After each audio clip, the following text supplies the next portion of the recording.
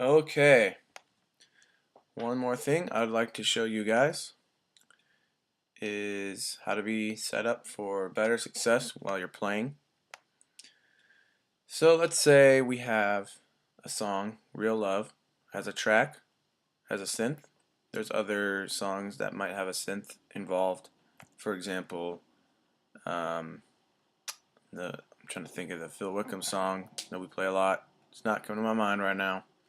But yeah, so you'll use a synth and a pad for that one. Um, Oh, Your Love Awakens Me. That's what it's called. So there's a synth in that. But you also will be playing a pad. But you'll notice that if you turn the synth all the way up, no matter where you play on this thing, the synth will play as well. If you notice here, there's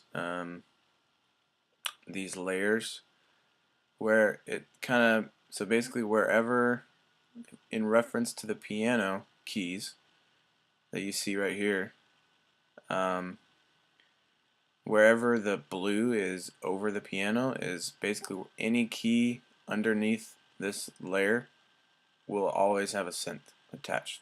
So if I play here, oh, it's right underneath the blue, so that means it's going to be playing a synth if the synth is turned up. This is assuming the synth is turned up. Same thing with pads, that's how these layers work. So what you need to do, say I want to play a pad that's more the mid-range. So you're playing an A and you'd want something, closer to right here. Um, and then, but you're playing probably about octave higher, you have a synth. But if you turn up the synth and the pad at the same time, you'll notice that the lower part that's supposed to only be pad is playing the synth too. So what do we do about this? So what you want to do is go ahead, bring your mouse over here, click this general area by the channel strips. You'll notice that this is highlighted blue. And then what it does is it pulls up the layer editor. There's some other things here you don't need to worry about. And what I can do is adjust which parts of the piano will have each of these sounds. So I don't want the synth to be where I'm playing in the mid-range. So what I want to do, you'll see the mouse turns into this little guy, little arrow guy. Click on that and just drag it on over. And you'll see it's adjusted right there. So you're gonna have to keep on dragging it. And you can literally set it to whichever note you want to start it. So right now it's on the C up the 4th octave, but I can, if I wanted it to be on the D, you'll see how it's highlighted. Right? See how that works? Pretty cool. So that's a great way to make sure that synth and pads, and you're not playing everything together at the same time. Really helpful in songs as well. And another tip I wanted to add as well is you can actually, I used to think that, well actually this is important to know. So when you're playing Real Love, make sure not to switch the patch while the track is playing. So if the track is playing in Real Love, if you move to the next patch, say you hit the button that you mapped and it goes to this one, the track will stop and the whole song will stop. So just make sure not to do that. And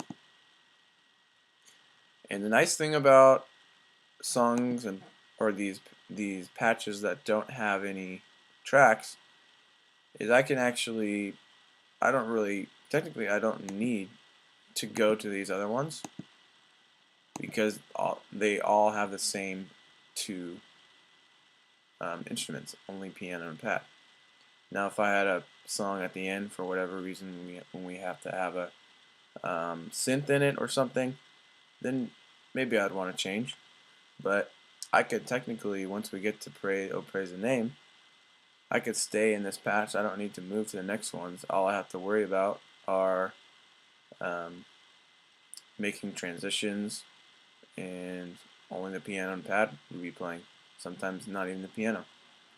Um, so that's that. Another thing that's great, which is actually a new addition, is this little guy, this little knob here.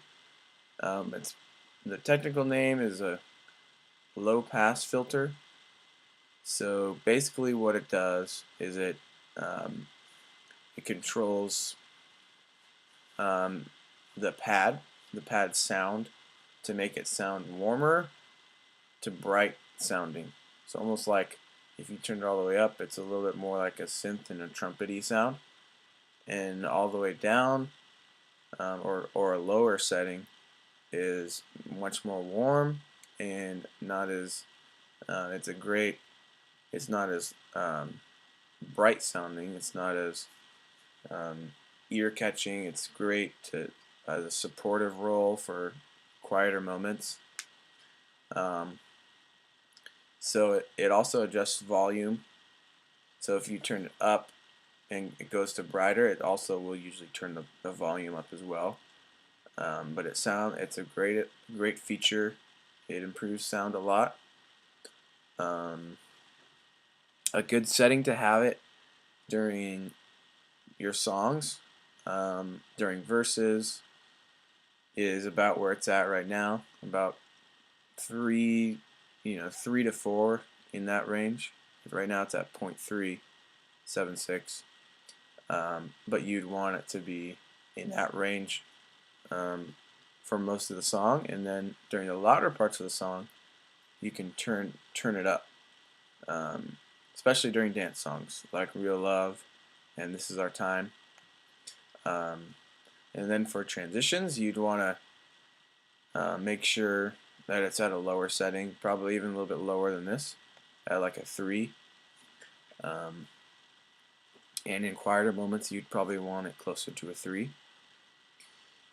But for louder parts, you could go all the way up to like a 6 or a 7 for dance songs.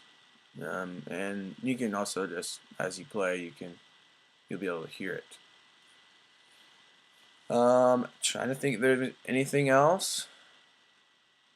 Channel output, absolute. So how we plan on going, we're planning on covering getting tracks in here. But the way you if you knew where a file was in order to get a track, what you'd want to do is go to the patch with the song that has a track, and you'll see input and this little button here, playback. This is where the file for the track is stored. So I want to click this, and then it'll show this little interface thing. And right here is where the file is. There's a file. What you want to do is click this guy, open file. And then it shows up my Finder, and I can come and pick a song from here. Cancel. So that's how you'd put a track in there. Let's see.